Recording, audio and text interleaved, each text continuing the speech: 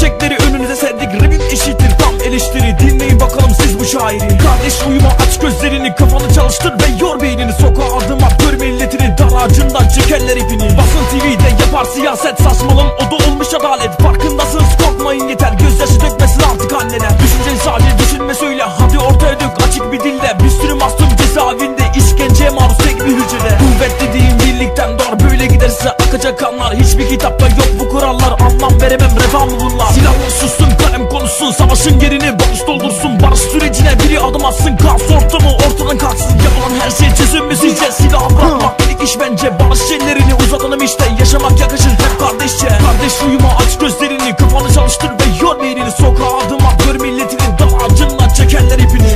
Savaşa hayır, savaşa hayır, yaşayalım biz kardeşçe.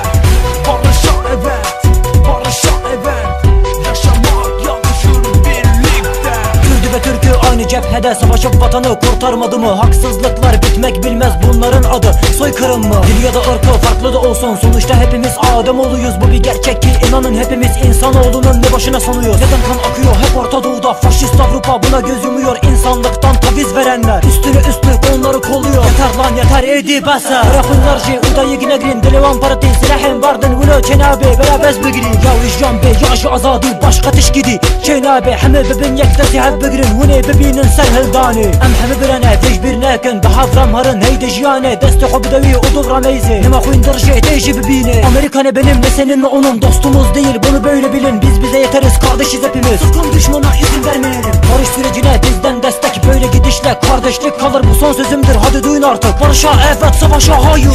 Savaşa hayır, savaşa hayır,